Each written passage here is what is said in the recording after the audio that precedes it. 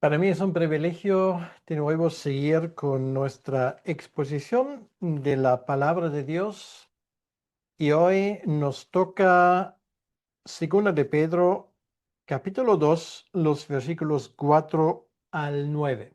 Segunda de Pedro, capítulo 2, los versículos del 4 al 9. Pedro está avisando a las iglesias del peligro inminente de la venida de falsos maestros. Estos falsos maestros fueron anunciados y como siempre ha sido el caso, también aquí tenemos el precedente de que el mayor peligro para la iglesia del Señor no es la persecución, porque esa persecución dentro de muy poco le iba a costar la vida a Pedro.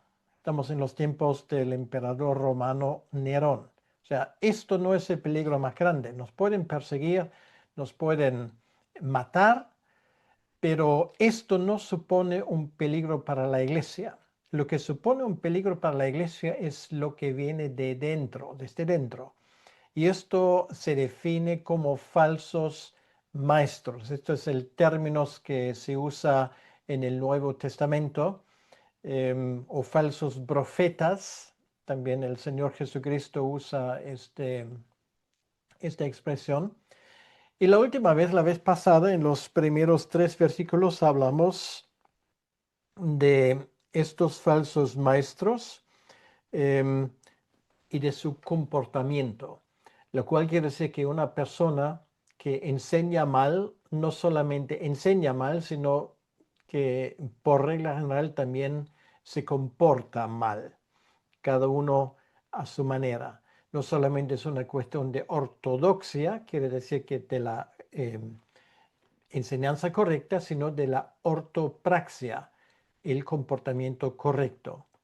Y la ortodoxia quiere decir que la doctrina correcta normalmente debe de corresponder a la praxia, al comportamiento correcto.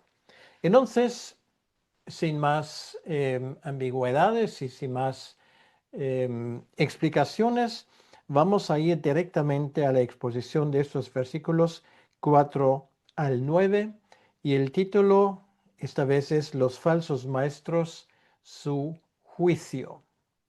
Pero antes de llegar a esto, vamos a leer el texto y a continuación vamos a pedirle al Señor que Él bendiga ese tiempo de la exposición de su palabra. Dice así la palabra de Dios: porque si Dios no perdonó a los ángeles que pecaron, sino que arrojándolos al infierno los entregó a prisiones de oscuridad para ser reservados al juicio, y si no perdonó al mundo antiguo, sino que guardó a Noé, pregonero de justicia, con otras 7 personas, trayendo el diluvio sobre el mundo de los impíos, y si condenó por destrucción a las ciudades de Sodoma y Gomorra, reduciéndolas a ceniza y poniéndolas de ejemplo a los que habían de vivir impíamente,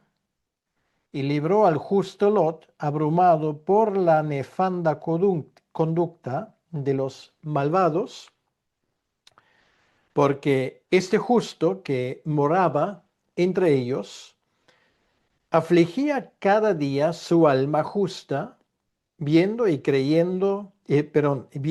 oyendo los hechos inicuos de ellos. Sabe el Señor librar de tentación a los piadosos y reservar a los injustos para ser castigados en el día de juicio.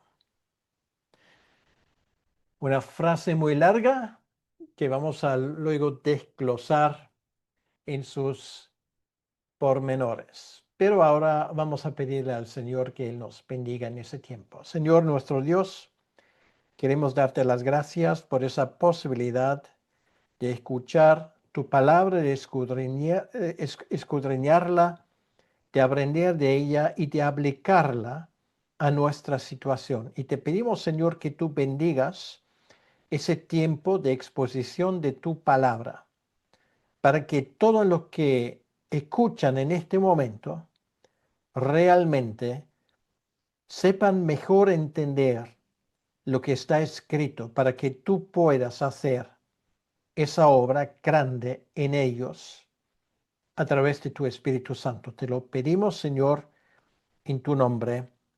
Amén. Bien, realmente es impresionante a primera vista tener una frase que realmente también en el original va desde el versículo 4 al versículo 9, pero realmente no es tan complejo porque es bastante fácil entender la argumentación de Pedro. La argumentación de Pedro es la siguiente. Estos falsos maestros van a tener que enfrentar a su día de juicio. Esto llegará. Como se dice en español, a cada cerdo le llega su San Martín. Y esto no será una excepción. Serán castigados y bajo el juicio divino si no se arrepientan antes para siempre. Y él pone 3 ejemplos, y estos 3 ejemplos los vamos a mirar. La conclusión de Pedro al final es la siguiente: de la misma manera como estos falsos maestros van a tener que enfrentar su juicio, el Señor en medio de esta situación desagradable va a cuidar de los suyos. Y ejemplos vamos a ver, pero como siempre, vamos a seguir la exposición de esa palabra versículo por versículo. Él termina, Pedro termina el versículo 3 con esa frase prometedora y comprometedora, depende para quién, hablando de los falsos maestros. Sobre los tales, ya de largo tiempo la condenación no se tarda y su perdición no se duerme. Quiere decir, el juicio vendrá sobre ellos. Y así ha sido a lo largo de la historia de la Iglesia. A veces este juicio es un juicio visible y palpable para todo el mundo en esta vida. Pero a veces, y esto es mucho peor, es un juicio cuando ya sea tarde, en la presencia del Señor, cuando Él emitirá esas palabras: alejaos de mí, porque nunca os he conocido. Pero Señor, no hablamos en tu nombre, no hicimos milagros, expulsamos demonios, hicimos todo tipo de cosas.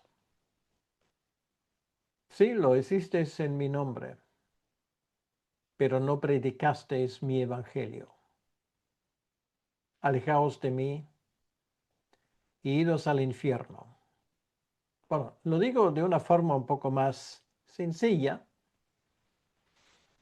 para que sepamos un poco palpar la gravedad de esas palabras.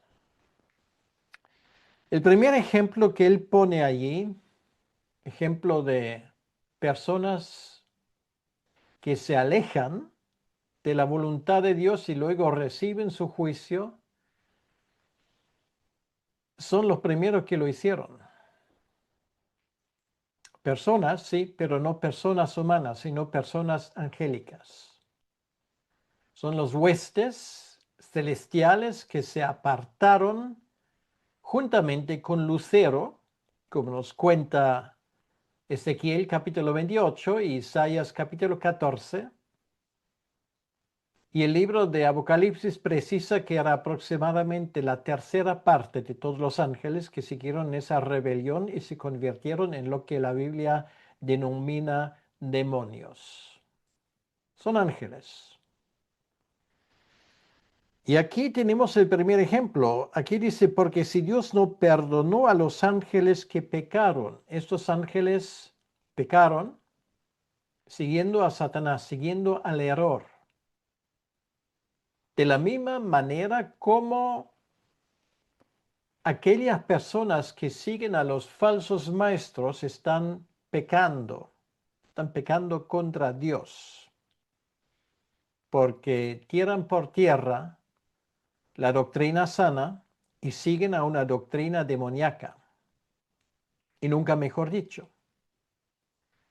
Ellos no se rebelaron necesariamente directamente contra Dios, pero su rebelión consiste en el hecho de que ellos siguieron a su líder, Lucero, que se convirtió de esa manera en Satanás o el diablo, que es la palabra con raíz griega. Esto fue el comienzo, así comenzó todo. Tanto Ezequiel capítulo 28 como Isaías capítulo 14 nos enseñan que lo que quería Lucero era un asalto al trono de Dios. Quería ser igual a Dios. Desde luego no quería someterse a Dios. Tenía su propia versión de la historia. Tenía su propia teología, una teología lucerocéntrica o diabolocéntrica, si quieres, que es lo mismo que tener una teología antropocéntrica. Porque cualquier teología que no sea teocéntrica quiere decir que donde Dios es el centro de todas las cosas, es inspirado por el mismo infierno y da lo mismo si la persona que lo profiere tiene un doctorado en teología y lleva traje y corbata. Bueno, la corbata ya no está tan de moda, pero los trajes caros sí. Da igual que tenga un aspecto agradable, que sepa hablar bien, que está embaucando con sus palabras a gente crédula, como ocurre todos los días también en nuestros tiempos, da igual. Sigue siendo un falso maestro.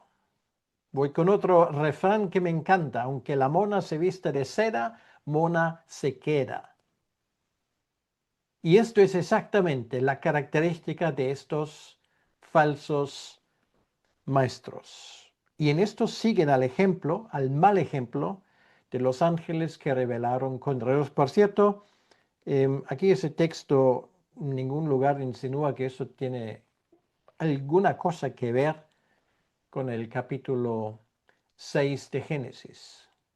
Ahí se han construido muchas cosas. El texto no lo dice. Por cierto, tampoco el texto paralelo en Judas, si lo entendemos correctamente. Entonces ellos pecaron levantándose contra Dios y les arrojó al infierno. La palabra que usa aquí Pedro es una palabra muy curiosa. Es la única vez que esa palabra se usa aquí, que es la palabra tártaros, que es una palabra que surge en la mitología griega. Ahí se habla del tártaros como el lugar de las sombras, el lugar de condenación. Bueno, Pedro usa aquí esa expresión. La Reina Valera lo traduce como infierno. Bien, así se entiende por lo menos lo que quiere decir, pero realmente lo importante es que esto, en primer lugar, no será su lugar definitivo. Esto es un lugar donde de momento los aparca, lo cual quiere decir, y esto es muy importante si leemos bien ese texto, los entregó a prisiones de oscuridad para ser reservados al juicio. Nos damos cuenta de que no la totalidad de esta tercera parte de los ángeles que se rebelaron contra Dios em, siguen en servicio activo. Gracias a Dios no es así, sino Dios confinó ya una buena parte de ellos. Algunos los soltó y lo soltó precisamente en ese tiempo de los primeros años de la predicación del Evangelio, donde literalmente el infierno andaba suelto. El primer golpe contra el reino de Satanás fue la muerte de Cristo. Bueno, ahora no puedo entrar en todos esos detalles, pero eso ya cambió algo. Satanás pierde el acceso al cielo.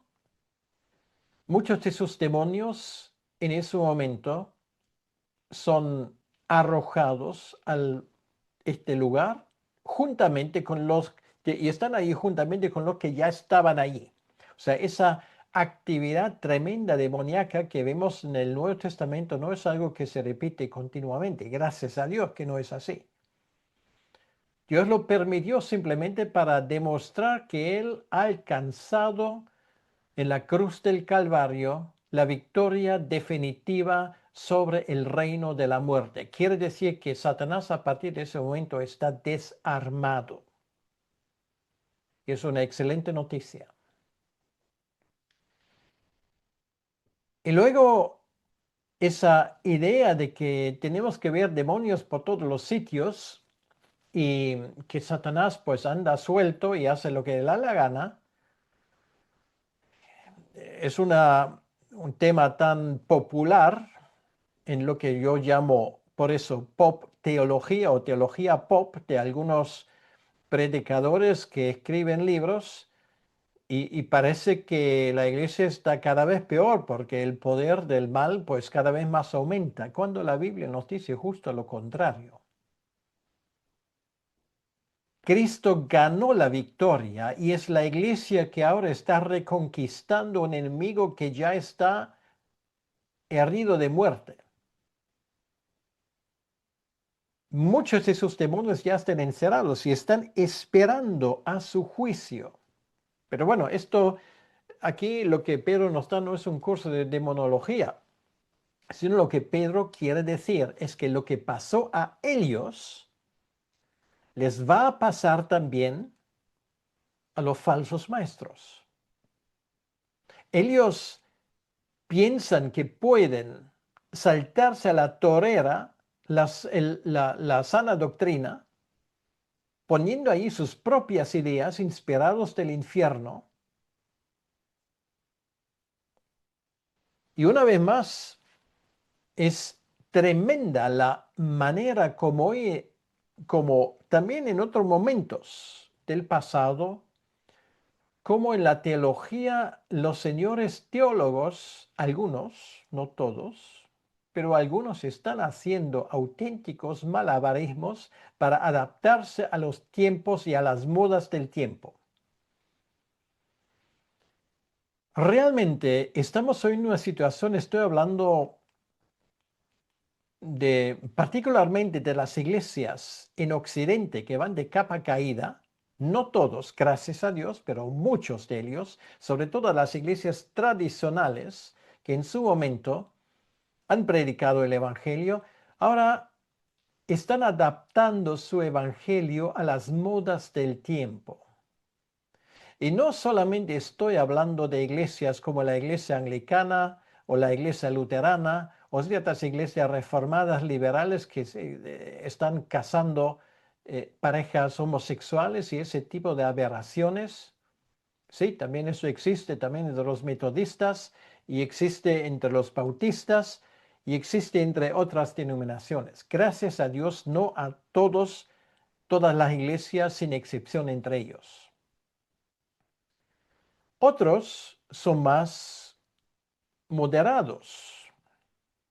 Más moderados en el sentido que sí que oficialmente no están de acuerdo, pero tampoco levantan ni un dedo para denunciar ese mal endémico que critica, por ejemplo, empezando con el libro de Génesis, todo lo que escribió Moisés. Bueno, Moisés ni siquiera escribió Génesis, sino fueron otros fuentes muy posteriores, porque realmente no hay profecía, porque esto fue puesto allí después. Esto no lo dicen los enemigos del Evangelio, esto lo dicen no todos, pero muchos, teólogos mismos. Son doctrinas del infierno. Todos aquellos que no levantan su voz contra las injusticias que claman al cielo, porque el Evangelio no solamente es predicar salvación para el alma, también es denunciar los pecados. Y esto los falsos maestros no lo hacen. Fomentan el pecado. Te puedes preguntar, bueno, en la iglesia donde estoy yo, ¿se fomenta el pecado por activa o por pasiva? ¿O se le pone freno? ¿Se denuncia el pecado? Y aquí no estamos hablando, fíjense lo que digo, de cosas que yo considero pequeñeces. Si alguien bebe alcohol, si no bebe alcohol, si alguien fuma, si no fuma. Eh, esas cosas no causan la ruina de la iglesia, pero es esa adaptación paulatina a lo que, bueno, en alemán se llama Zeitgeist, el espíritu de los tiempos. Esa palabra ha entrado incluso en otros idiomas, en los libros teológicos, lo tienes por todos los sitios. Esa adaptación paulatina, donde la iglesia simplemente se contenta con administrar el status quo. Esto es el problema realmente. Esa falta de arrojo, esa falta de dedicación de muchos predicadores a la hora de subir al púlpito y lo único que sueltan son historias interesantes y que por favor que nadie se ofenda. Esto es lo peor que puede pasar a un pastor, que alguien se ofenda.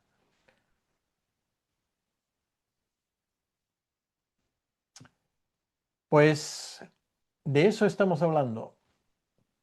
Pedro aquí dice claramente que el final de esos maestros falsos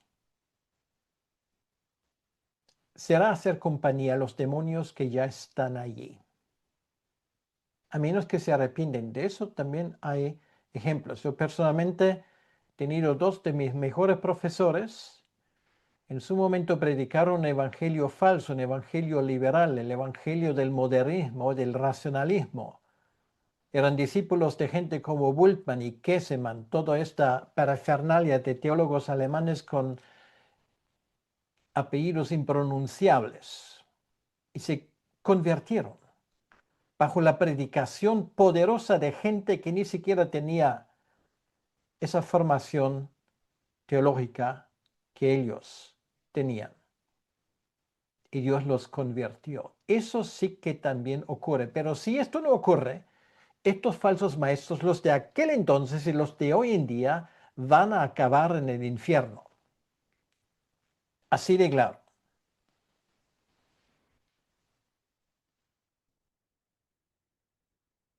Segundo ejemplo, versículo 5. Si no perdonó al mundo antiguo, sino que guardó a Noé, pregonero de justicia, con otras 7 personas, trayendo el diluvio sobre el mundo de los impíos. Bueno, nuestros señores teólogos y pastores mainstream dicen que esa historia, claro, del diluvio, ¿quién cree en el diluvio? Esto ya científicamente no es posible. Por lo tanto, como mucho estamos hablando de una inundación local del Éufrates y del Tigris, pero un cataclismo de esta magnitud, no, esto es imposible.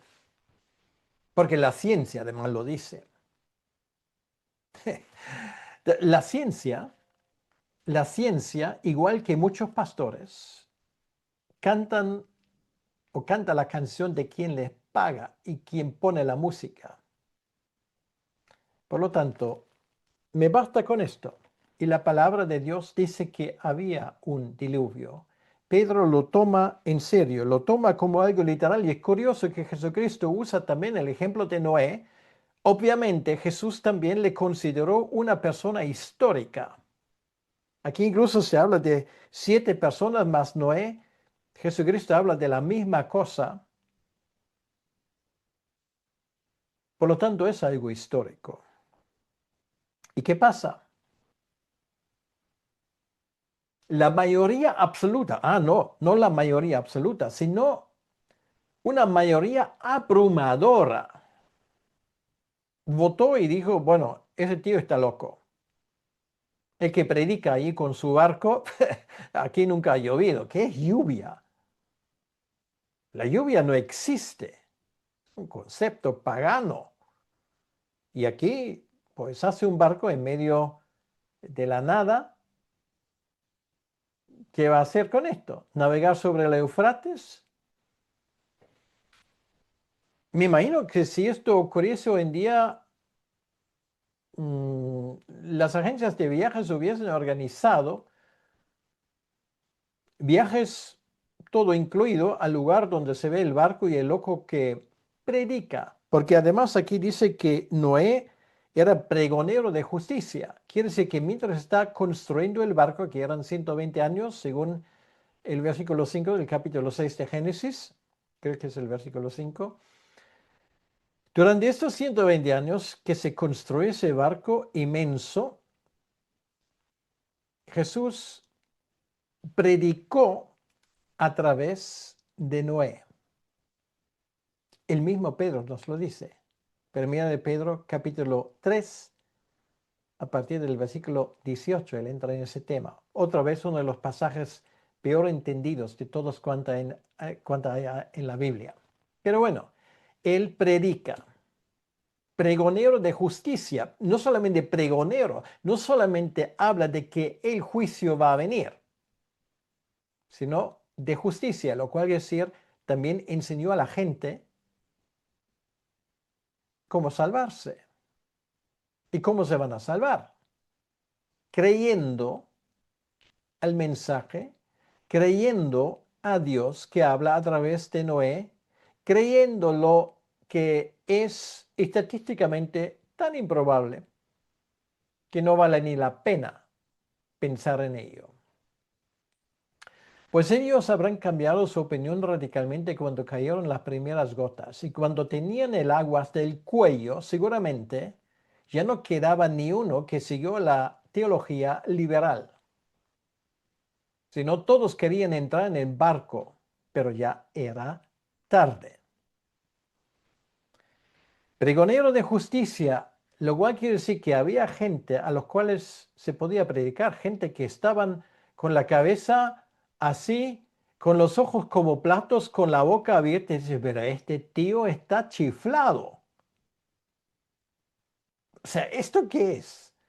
Y le estaban escuchando que encima predicó que va a llover y la única forma que ustedes pueden escapar al juicio es por fe en la promesa de Dios de la salvación. Bueno, Pedro habla de esto con detalle en su carta anterior.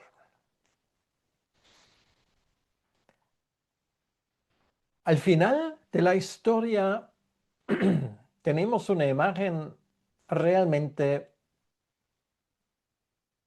terrible. La puerta del arca se cerró definitivamente. Separación. La mayoría absoluta no había decidido correctamente, porque la mayoría absoluta se iba al infierno y se iba primero a ahogar. No hay fe, solo hay maldad. Y los gritos de burla y las risas de esa gente arrogante finalmente fueron tapados por las aguas que subieron. 8 personas sobrevivieron. Los 8 que habían creído.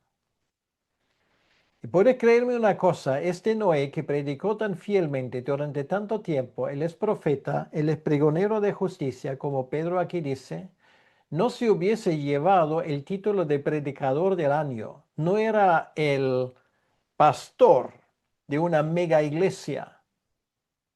Su iglesia consistió de 7 personas, no contándole a él mismo.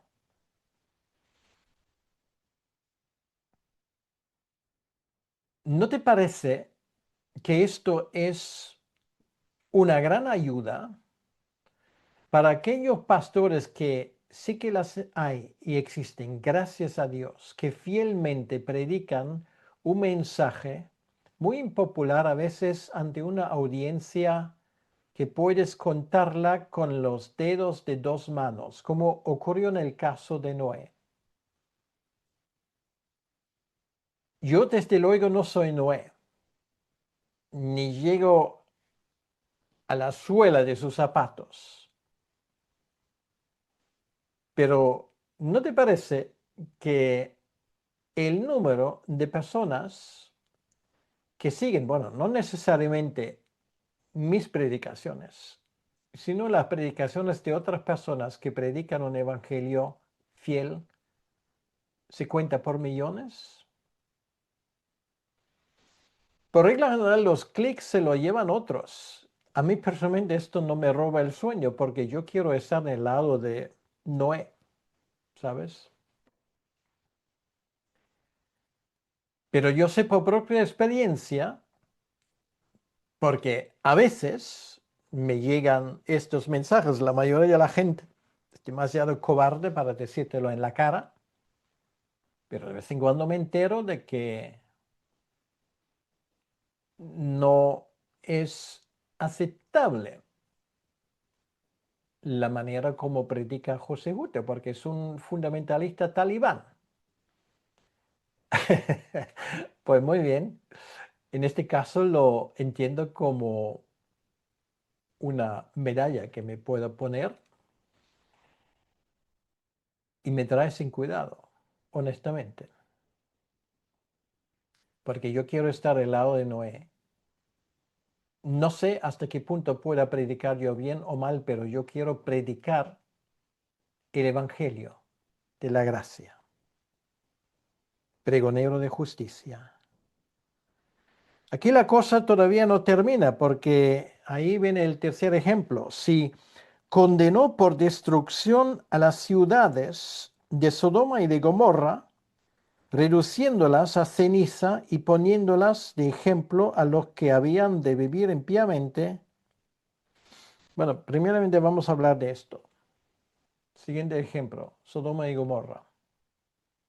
Ciudades que además lo sabemos no solamente por lo que está implicado en el relato bíblico, sino también lo sabemos por la arqueología, eran ciudades prósperas. Realmente Lot se quedó ahí porque era la llanura del Jordán. En aquel entonces no era un desierto lunar, sino era un lugar de lo más agradables y ricos de la tierra. Había un problema, esas ciudades eran rebeldes contra Dios. Hoy en día hablaríamos de sociedades modernas, prósperas. No les faltaba nada de las cosas que había en aquel entonces, pero vivían de espaldas a Dios, eran rebeldes, no querían escuchar este mensaje que habían escuchado de Lot y también de Abraham, que era un profeta, no les interesaba. Y por supuesto se enteraban de esas cosas. La cosa iba para más y es curioso que ese pecado de Sodoma y de Gomorra eran pecados, en primer lugar, sexuales. Ellos completamente se estaban desviando, comportándose peor que los animales. Lo vemos en la forma como quieren agredir a los ángeles.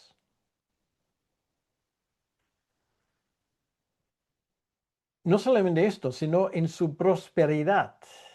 Ezequiel menciona esto, les gustaba el pan. Quiere decir que ellos les encantaba la buena vida. Hedonistas se llama estos. Como casi todo el mundo en Occidente. El final de ellos viene cuando finalmente Lot sale, y Lot sale casi empujado por los ángeles. Esa historia, si solamente miramos esa parte, le ha dado a Lot bastante mala prensa. Pero aquí tenemos más información. Lot no era tan malo y tan adaptado como algunos piensan. Porque aquí Pedro, gracias a Dios, nos pone a ese hombre de forma equilibrada. Versículo 7, él libró al justo Lot. Lot era justo porque creyó en el Dios de Abraham y en sus promesas. Por eso se salvó, no por salir de Sodoma o por alguna otra obra, sino por fe, como todo el mundo en el Antiguo Testamento. El ejemplo de Sodoma y Gomorra es el ejemplo de una sociedad que se hunde literalmente en el fuego abrasador de Dios. Y hasta el día de hoy, en esa zona, solo hay silencio y destrucción.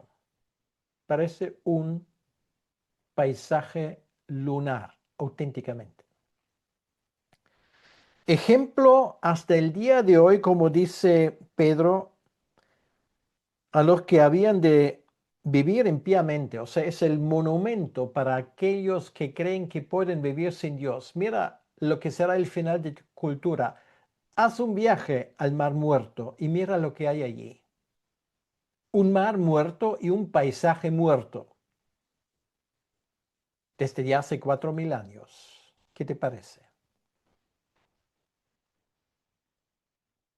Sin embargo, a Lot, al justo Lot, como él es llamado aquí, él sale. Y él había sufrido estando allí, dice, abrumado por la nefanda conducta de los malvados. O sea, sí, él vivió ahí, vete tú a saber por qué.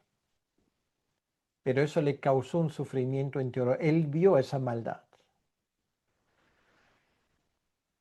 Esto nos enseña una cosa, que aquel que se adapta a las modas, a las circunstancias, a los tiempos, sin sufrir lo que estamos viendo todos los días, ya es demasiado adaptado. ¿Cómo vamos a adaptarnos al homicidio sistemático llamado aborto, a gobiernos criminales que además lo consideran un derecho humano, como ocurre en Europa? Toda la aberración sexual convirtiendo en una forma de convivencia legal. Sí es legal, pero en los ojos de Dios es una abominación. ¿Y podemos ver esto todos los días y no nos afecta? Ah, bueno, no todo es negativo, no, por supuesto, no todo es negativo. Pero con lo negativo de ahí ya me basta y me sobra.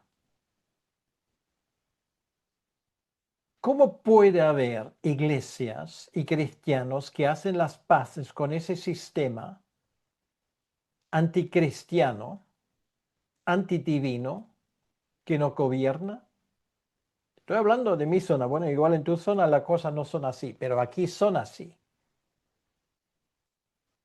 A mí me toca vivir en un país que formalmente se llama Alemania, pero realmente debería llamarse Sodoma y Gomorra. ¿Y yo puedo vivir aquí tranquilamente? Pues va a ser que no. Yo, por lo menos, no vivo tranquilamente aquí. Lo que veo a mi alrededor me causa a veces vómitos.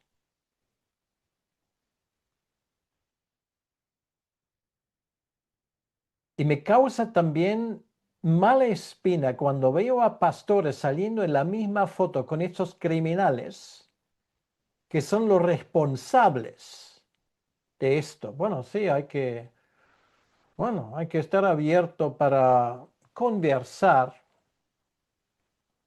con los políticos.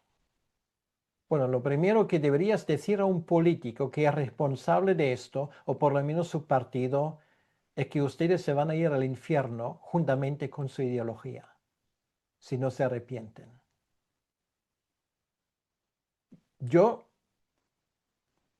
yo he escuchado gente diciendo esto, pero ni los dedos de una mano ni los dedos de una mano se agotan cuando pienso en el número de ellos. Versículo 8 dice, porque este justo, estamos hablando de Lot, que moraba entre ellos, afligía cada día su alma justa viendo, bueno, aquí sale 3 veces la palabra justo, o sea, más claro no se puede decir. Sí, Lot era salvo, habrá tenido sus problemas, sus luchas, pero era un hombre justo, era salvo. Y esto, lo que él vivió allí, le causó sufrimiento. Viendo y oyendo los hechos inicuos de ellos, viendo y oyendo todos los días, como nuestro viejo continente aquí en Europa se va más al carajo. Esto es exactamente lo que está pasando. Lo veo y lo oigo. Veo lo que veo y oigo lo que otros me cuentan y lo que mis propios oídos están escuchando. Pero la buena noticia es que el Señor está allí, en medio de ello.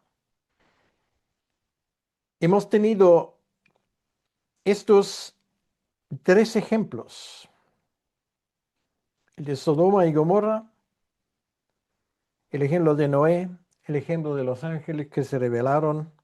En cada caso había personas a salvo, los ángeles que no cayeron, la familia de Noé y Lot. Aquí ni siquiera se habla de sus hijas o de sus yernos, igual era el único. Pero Lot se salvó. Lo cual quiere decir que Dios honra a los que le honran a Él. Que quede eso claro como principio inalienable de la interpretación de la Escritura. Si tú crees que puedes actuar de otra manera, lo vas a tener crudo. Pero que sepas una cosa, aunque las aguas suban, no nos van a ahogar, porque dice el versículo 9, el Señor sabe librar de tentación a los piadosos, de tentación, ¿vale? Sí, vives en Sodoma y Gomorra, pero eso no tiene que decir que tienes que sucumbir a cualquier tentación, a ninguna, de hecho, porque el Señor es más fuerte.